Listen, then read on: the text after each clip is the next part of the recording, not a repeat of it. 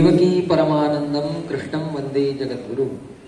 कृष्ण नाम का उद्घोष करने का कारण है, जिस महाविद्यालय में हम हैं वहाँ आप आगे देखिए, पढ़िए, और पुण्य पावन यदुवंशियों के साथ हम आज इस सभागार में उपस्थित हैं। हमें भी बहुत आनंद महसूस हो रहा है। मैं मूलतः महाराष्ट्र से हूँ और मराठवाड़ा करके जो परिसर है, लातूर, बीड़, उस्मानाबाद वगैरह वगैरह, वहाँ मुगलों का तो नहीं लेकिन निज़ाम का राज था। तो हमारे यहाँ रोज की भाषाओं में, मराठी में भी बहुत सारे फारसी शब्दों का बहुत आदान प्रदान हुआ है। तो मैं बात ये कर रहा था, अभी आदरणीय अपने वक्ता जी ने सब विषयों को यथातथ्य न्याय दिया है, सब विषयों को स्पर्श किया है। बस एक विषय में रख के आपको कुछ काम दे के जाने वाला हूँ। मैं पेशे से शिक्षक हूँ, तो और जो जुड़े हैं वो सब युवा हैं, तो मुझे अच्छा लग रहा है कि कोई होमवर्क लेके जाऊँ तो अच्छा होगा। आप सब लोग यूट्यूब पे हैं, अभी मैं देख रहा हूँ यहाँ बैठते बैठते भी कोई लोग अपना मोबाइल चेक कर रहे हैं कि कोई नोटिफिकेशन आया है क्या वगैरह वगैरह। तो जो बातें आदरणीय नरेश जी ने रखी, इसको हम कैसे आगे ले जा सकते हैं, ये बात मैं रखूंगा।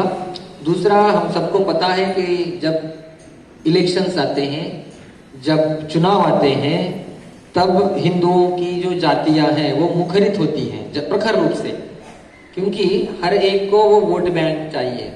और गत 6-7 साल से ये जो नैरेटिव बना कि ये वोट बैंक, वो वोट बैंक, वो वोट बैंक, वो हम लगभग हम सबके प्रयास से, हर एक स्वयंसेवक, हर एक कार्यकर्ता, चाहे वो किसी परिवार का हो, दुर्गा वाहिनी का हो, गायत्री परिवार का हो, इस्कॉन का हो, जो कोई हिंदू संगठन काम कर रहे हैं, उसमें एक बहुत महत्वपूर्ण विचार अभी आ रहा है, जिसकी हम महाराष्ट्र में छत्रपति शिवाजी महाराज जी की पावन धरती और उनकी जैसे मातृशक्ति के विषय में भी नरेश जी ने विचार रखे। तो यदि जीजा माता को ये सब, ये देखिए 1925 में संघ की स्थापना हुई, 1969 में विश्व हिंदू परिषद की स्थापना हुई, और छत्रपति शिवाजी महाराज 400 साल पहले यहाँ हिंदवी स्वराज्य की स्थापना करते हैं। उस समय जो परिस्थितियां थी, वही परिस्थितियां आज फिर हमारे देश में उत्पन्न हुई है। आप नैरेटिव देखते हैं, आप टेलीविजन देखते हैं, आप डिबेट देखते हैं, अलग अलग पार्टी के नुमाइंदे आके क्या क्या बोलते हैं आपने देखा है। डक्के की चोट पे बोलते हैं कि हम अलग चाहिए, हमारा रिप्रेजेंटेशन हमारी कौम के लोगों ने करना चाहिए। यही विचार 1920 की समय जिन्ना ने कहा था। तो कौन है, क्या है, आप सबको पता है, आप बहुत विद्वान लोग हैं और तरुण वर्ग है, इसलिए मुझे बहुत आनंद है। विषय ये है कि जैसे नरेश जी ने बोला कि सामाजिक समरसता का भाव हमें आना चाहिए। जो शब्द है ना समरसता, उसका थोड़ा सा आकलन हम करेंगे। 2 शब्द है हिंदी में, संस्कृत में, मराठी में 2 शब्द हैं। कौन से? समता और समरसता। और बहुत बार हमारे जो वैचारिक विरोधी हैं, कोई भी कम्युनिस्ट है, अन्य विचारधारा के लोग हैं, वो बोलते हैं कि आप समरसता क्यों बोलते हैं, समता क्यों नहीं बोलते, क्योंकि हम समता। तो ये शब्दों में फंसाना, हिंदुओं को लड़ाना। दूसरा भी एक नया विमर्श चल रहा है, हिंदुत्व अलग है और हिंदुइज्म अलग है। आपने देखा होगा ट्विटर पे बहुत वॉर चला और बोल रहे हैं कि मैं हिंदू हूं लेकिन हिंदुत्व के खिलाफ हूं। ये क्या बात है भाई? तो उन्होंने हमें ऐसे समझा है कि हम पागल हैं और इनको कोई भी बोलो, कुछ भी बोलो, अंग्रेजी में बोलो, बस उसको इम्प्रेस करो और कुछ अंग्रेजी में हैशटैग लगाओ तो वो सुनते लोग हैं। तो ये ऐसी बात हुई कि हमें विमर्शों में नचाया जा रहा है, जिसको नैरेटिव बोलते हैं। और ये नैरेटिव कौन सेट कर रहा है? मीडिया सेट कर रहा है। और मीडिया को कौन फंड कर रहा है? परदेशी ताकतें फंड कर रही है। मैं एक विषय आपके सामने रखूंगा। कुछ एकेडमिक्स और अकादमिक काम से बहुत बार भ्रमण होता है विश्व भर के देशों में। तो एक बार मैं ऑक्सफोर्ड यूनिवर्सिटी गया था तो ऑक्सफोर्ड यूनिवर्सिटी में आप भी गूगल करिए, आप सब बैठे हैं, वहां एक इंडियन इंस्टीट्यूट करके एक संस्था है। ये विमर्श कैसे बनता है ये मैं बताना चाहता हूं आपको, क्योंकि सब लगभग सभी विषयों के बारे में नरेश जी ने ये विषय बहुत सुंदर थे और विस्तृतता से रखा है। लेकिन मैं जो बोल रहा था ना, समरसता का अलग बोलते हैं, समता का अलग बोलते हैं। ये समरस क्या है, ऐसे प्रश्न पूछेंगे। तो इसकी शुरुआत कैसे हुई है मैं आपको बताता हूं। अंग्रेजों ने यहाँ राज किया लगभग 150 साल अधिकृत, और उससे पहले वो ईस्ट इंडिया कंपनी की तरफ से आए थे, तब 100-150 साल। जब छत्रपति शिवाजी महाराज यहाँ थे तब भी ब्रिटिशों के कुछ हस्तक यहाँ थे, हमें ये पता नहीं है लेकिन इतिहास में ये वर्णित है। गोवा में आप सब पता है, गोवा में जो उसका ईसाईकरण ज्यादा हो गया, तो शिवाजी महाराज, ऐसे लिखित पत्र है, शिवाजी महाराज ने उन्होंने उनको कहा था पुर्तगीजों को कि हिंदुओं का मतांतरण बंद करो। तो याद करो 400 साल के पहले से ये काम चल रहा है, अभी भी चल रहा है, जोरों से चल रहा है। तो उन्होंने बात नहीं मानी, तो शिवाजी महाराज ने जो 2 पादरी वहां धर्म प्रचार करने के लिए आते थे, उनके सिर कलम करके थाली में डाल के उनको दे दिए, तो वो चपक हो गए और उनको बोला, उन्होंने वो मकाम बंद किया। नहीं तो आप इंक्विजिशन करके वर्ड गूगल पे टाइप कीजिए, आपको सब मिल जाएगा कि कितना बर्बरता से गोवा के हिंदू लोगों के ऊपर अत्याचार हुए हैं।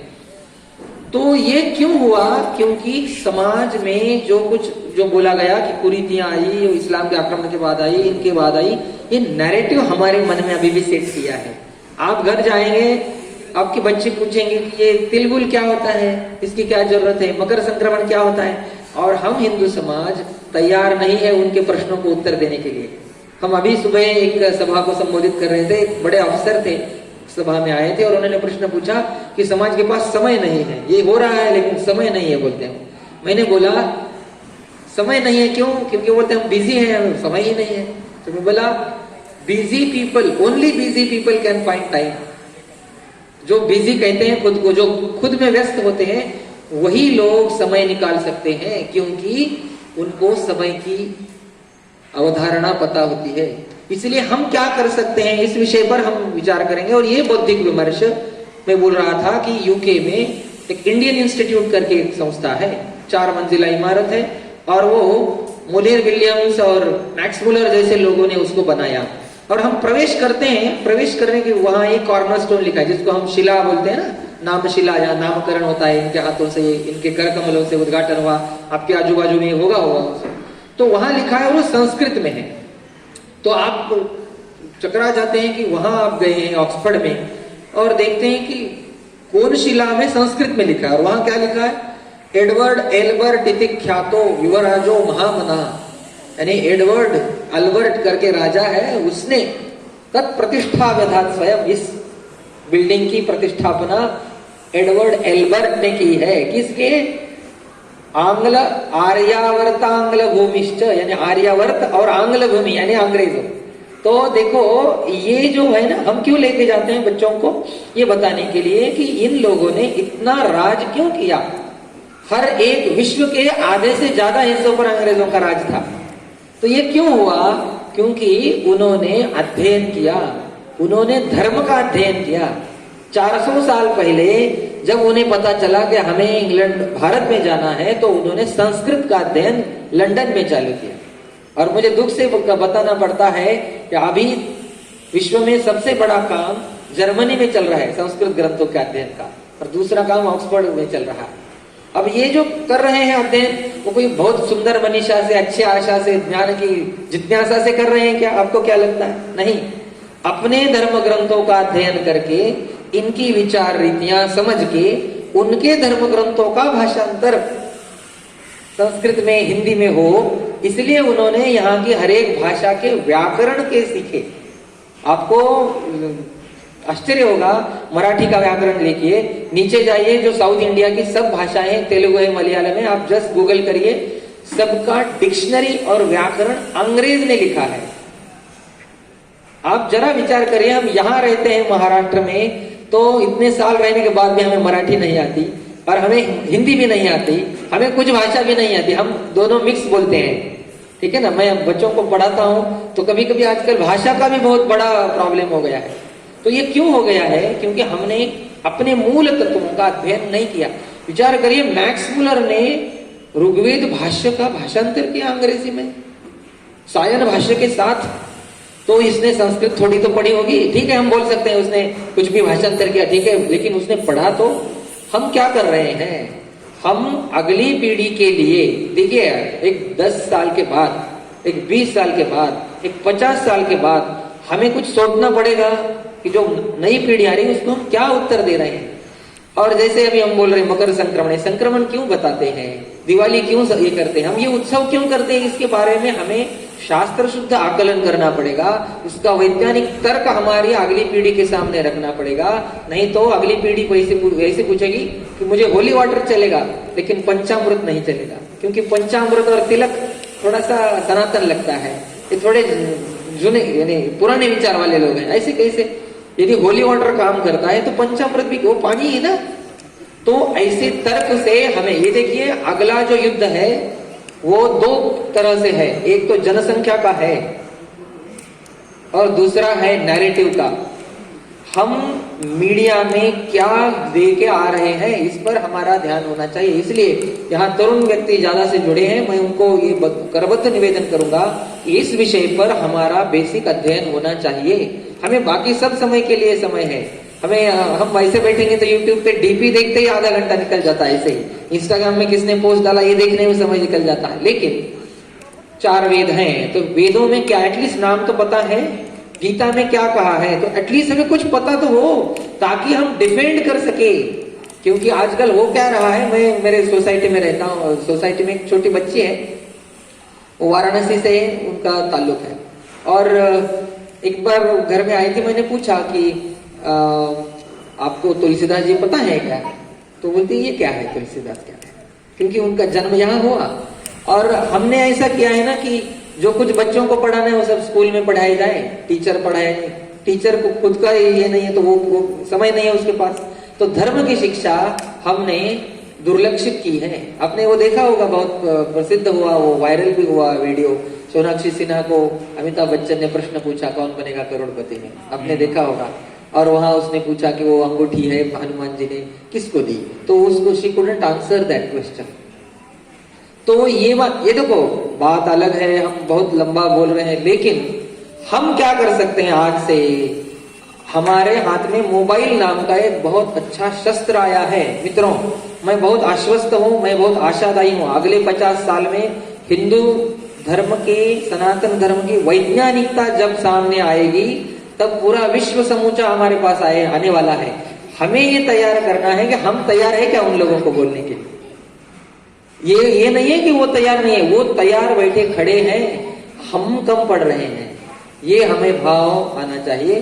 तो एकेडमिक्स में हमें आना चाहिए। अब हम संस्था में बोल रहे हैं, शिक्षक, ये शाला है, बहुत सारे महाविद्यालयों में अंग्रेजी पढ़ाने वाले, हिंदी पढ़ाने वाले, जो ह्यूमैनिटीज डिपार्टमेंट बोलते हैं, इकोनॉमिक्स है, सोशियोलॉजी, ये विषय, इस विषय पढ़ाने वाले लोग आजकल अनर्गल प्रचार कर रहे हैं हिंदुत्व के विरोध में। रावण के दहन का विरोध हो रहा है आजकल। आज तक रावण का दहन होता था, किसी ने रावण हमारा गुरु है, रावण हमारा देव है, हम उनको जलाना नहीं देंगे, वो हमारा नेता, हम ऐसे कभी नहीं कहते थे। ये क्यों हो रहा है? क्योंकि एकेडमिक्स में, टीचिंग में जो लोग हैं वो ऐसा बता रहे हैं लोगों को, ये के विरोध है। महिषासुर की जयंती हो रही है, महिषासुर की जयंती जेएनयू में हो रही है। तो हमने ये क्यों किया है? हमारी शिक्षा और हमारा स्वास्थ्य, ये दोनों विषयों का निजीकरण हो गया है। हमने एक विशिष्ट जमाती को, जाति को ये काम दिया है, जाति नहीं, धर्म विशेष को, कि वही पढ़ाएं। नहीं तो क्रिसमस की 7 दिन की छुट्टियों की कुछ जरूरत ही नहीं। क्या लगता है आपको कितने बच्चे होते हैं? और सद्गुण विकृति, एक बहुत महत्वपूर्ण विषय रख के मैं मेरी वाणी को विराम देता हूँ। हिंदू समाज का एक ये बड़प्पन है या कमजोरी है पता नहीं, इसको वीर सावरकर जी ने एक शब्द दिया, सद्गुण विकृति। सद्गुण विकृति का अर्थ है हम बहुत अच्छे हैं, यही हमारी विकृति है। समझ रहे हैं आप मैं क्या बोल रहा हूं? जैसे उन्होंने कहा कि सर्वे भवन्तु सुखिनः, सब अच्छे हो, ठीक है, लेकिन उनके यहाँ क्या अवधारणा क्या है? हम बोलते हैं हम शांति प्रिय हैं। शांति प्रिय कैसी शांति? आप हमारे हो जाओ तब शांति, जब आप तक नहीं होते तब तक शांति नहीं। तो इसलिए दावा, हम बोलते हैं ना दावत दी, दावत, ये शब्द का ही अर्थ अरेबिक में है कि उनको बुलाओ हमारे फोल्ड में। तो मैं ये बोल रहा था कि एकेडमिक्स में, शिक्षा में, और अपना जो नैरेटिव चल रहा है मीडिया का, माध्यम का, उसको हमें देखना चाहिए। और जो कोई कंज्यूमरिज्म बढ़ रहा है हमारे समाज में, उसको हमें रख के बच्चों ने धर्म के बारे में ज्यादा से ज्यादा अध्ययन करना चाहिए। और तभी मैंने जो बोल रहा था कि छोटी बच्ची है, वो पूछती है कि, मैंने बोला तुलसीदास पते हैं क्या, वो नहीं पता है, लेकिन वो बोलती है, मेरे क्लास में एक लड़की है, वो बोलती है अंकल की आपके यहाँ मंदिर में क्या है, केवल घंटी बजती है और जोर जोर से चिल्लाते हैं, हमारे यहाँ देखो कितना शांत होता है, एकदम पीसफुल होता है। तो इतने छोटे छोटे बच्चों के मन में ऐसा भाव प्रकट हो रहा है और हम कम पढ़ रहे हैं क्योंकि हमें समय नहीं है। तो हमें क्या करना है, 10-15 मिनट, आधा घंटा, थोड़ा सा समय निकाल के धर्म की शिक्षा हमें बच्चों को देनी है। यही एक मुझे कारण अच्छा लगता है, ये करना चाहिए, तभी हम आने वाली पीढ़ियों को कुछ हमारा धर्म है वो दे सके। नहीं तो हजारों आक्रमणों के बाद भी हम डटे रहे क्योंकि हमारी शिक्षा व्यवस्था थी।